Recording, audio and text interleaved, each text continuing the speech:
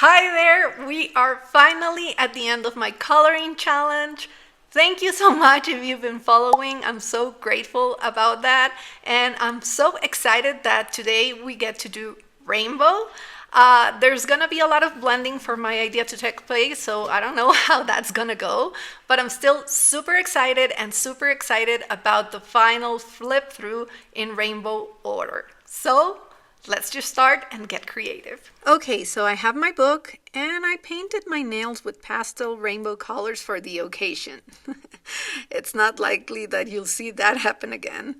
And I have my whole set of alcohol markers ready since this time I'm using every color. Yay! Here's our page, and of course, today we're doing rainbow colors. But because if I would color the whole page just using the colors of the rainbow, it wouldn't look like a rainbow, I'm dividing the illustration into sections. So I'll paint one of the 7 colors of the rainbow per section, and I'll blend a bit where they touch. This is the only way I thought it would look like a rainbow as opposed to a super colorful page colored using rainbow colors. That was a mouthful for my poor little English as a second language brain. But moving on, after struggling with measuring, I did accomplish to divide the illustration into 7 equal blocks.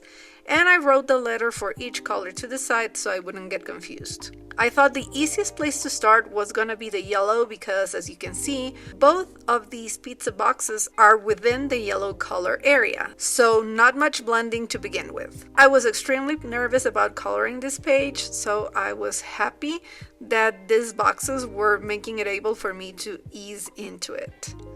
Then I had to choose if I would start going up to the warm colors or down to the greens. And I went down. The orange seemed so scary, and I had a few markers in yellowy green shades that made the transition into green seem easier. The area that connected both colors almost perfectly lined up with the middle of the pizza box, so that was great too, and it made me feel better about the blending not being perfect and the box looking like it's divided in two. After painting the next box with green, it was time to think about blending the greens into the teal area. And because now I'm going to start talking about teal being the next color of the rainbow, maybe it's a good time to note that I completely forgot about coloring an entire page with teal. Because I started this one color challenge with pink, I think my brain, which is now known for not being able to count anything when it's going to become a YouTube video, I focused on the fact that I already colored 7 pages, not really paying attention to what those 7 pages look like. I should have done 8 to include pink. But that didn't happen. I skipped from green to blue, which is okay. I mean, it still looks great, but that was a mistake.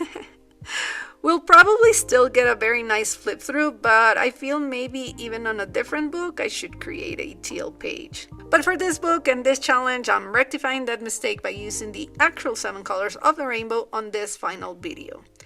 So as you've been watching, I was coloring that tiny purse in a gradient from green to teal. Then I went back to the boxes to add some shadows and touch-ups, just so I could decide what greens to use next. A tiny part of the top of the car lands on the green section, so I colored that in, making sure with my ruler that I was using the right amount of space. It's kinda straight, good enough. Then I grabbed the darker teal to move from the dark forest green into the turquoise that I used for the rest of the car that landed in that section. Instead of working on the rest of the things that were inside of the teal area, I thought it best to continue with the car to work out the gradient. So I started painting the area of the car that's supposed to be blue, and I did a little bit of the blend into purple, which of course is the last color for the illustration. It was the little details like coloring the mirror with the gradient that helped me understand a little bit more how to do this on the entire page. So after I had the base for the car, I wanted to do the dog, which of course had to be colored with teal. I did a little blending on him, giving him a gradient, and he doesn't look impressed with my skills at all. Maybe I'm not doing such a great job. He's so bored with this whole thing. Well, I'm not bored, and I actually love how he looks. Then for the letters that I have been leaving white on other pages, I decided to use darker shades of the same colors and do a gradient as well. This one is not great. I think I chose shades that were too dark for the car, but oh well. After that, it was a little bit easier to finish the car because most of what was left was in areas where no blending was necessary. So it was just about choosing the right colors to keep it from looking flat and monotone. For this little stain, I put down a layer of gray first before the purple and the blue. I wanted a different shade of both colors, but for them to be tied in somehow. Basically, the whole bottom of the car was done, so now it was time to go from yellow up.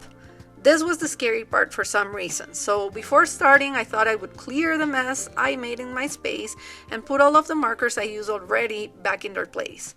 I was done with the cool colors anyhow. And time to do the orange. So intimidating, but why? I didn't know why, and as I reached for the first orange marker, it hit me. I don't have many orange alcohol markers, and I really wanted this page to be done with alcohol marker only. I basically only have this one orange, a neon orange, and then a darker tone like a blood orange that honestly just seems like red to me. So I went from a toasted yellow to my one orange, and then you can see that I actually used my dark orange on the bottom of the red section and blended down from there using the one orange marker again. So it does look more red, right? The red area was definitely easier because even if it's hard to tell the difference from all of the shades, I now have a lot of red markers. I can't believe I did the whole red page without a single true red marker, but now I have some. For the orange area, I felt maybe a good solution would be to use a little bit of light peach to color the crust and blend that with pink and orange again. I then chose to move away from the very stressful pizza to the soda cup. I wanted to include my darkest red for the top of the page, so that was an easy choice to use for the straw. Went down from that to the lid and doing the same blend again from red to that blood orange to my one orange shade. I was done with that, and it occurred to me that I could use the dark maroon red for the toppings of the pizza, and on the orange side I could replace it with a light brown, which really looked like a dark toasted orange when it was surrounded by a sea of orange cheese.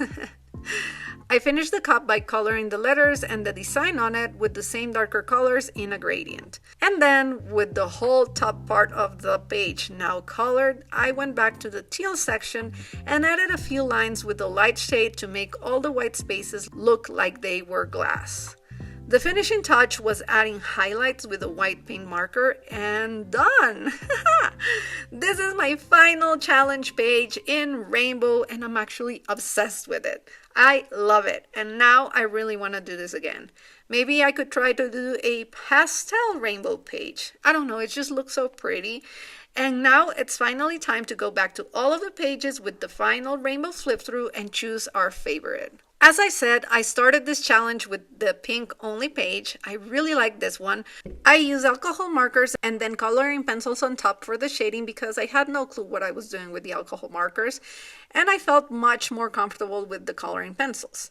I think it turned out nice, and when we flip it, you can see on the back that it's actually mostly pink. But here comes the red page, which was basically a disaster because when I did this, I only had a maroon alcohol marker available, and I had to use so much coloring pencils on top of this one, the red smudge onto the rest of the page. I actually think I forgot to seal this. I don't remember, to be honest. I think it desperately needed it. But again, when you flip it, you can see the back. Nothing was really red, not one bit. But flip it back and it totally is a red coloring page, so that was a little bit of a nightmare, but somehow I made it work. Next we have the orange page, which I think looks great, but I did use a lot of paint markers on this one. Again, if we flip it, the back shows us the actual colors I used and how I made them appear more orange by using other mediums on top. Then we have our fourth page, which is the yellow page, which is the first page I actually colored entirely with alcohol markers, and I really love this one. It might be my favorite. Then there's green. This one was a struggle because I found it hard to color the cute characters with green, and I think maybe this one made me the most uncomfortable because I felt the illustration was begging for a warm color palette. Then we have the blue. On this one, I had no problem coloring the cute animals with blue, who knows why, and I'm actually really happy with my idea of introducing the blue and white stripes to the fabric elements of the drawing. I think this one can be my second favorite. And here's the purple, which was a super fun and light page to color. The illustration is simple and it was very relaxing. I loved how fast I was able to finish this one, and even though I'm not sure about the blending, I still like it a lot. And then, of course, finally, the page with color today. I am really enamored by this page. I love how the grading came out. It's not perfect, but I love the concept for it. And yeah, that's the end of our challenge. And now I have a book that's super satisfying to flip through. I had a couple of questions about the next step for this challenge, and all I can say for now is that we're moving to a different book, and I have some very weird coloring ideas lined up for that one. And if you have any suggestions for coloring, please let me know. I would love to try them. With that, I will see you on Sunday. Yes, Sunday, because I have a nice surprise video for you this weekend. So stay tuned, and until then, I hope you're having the most wonderful day. Bye!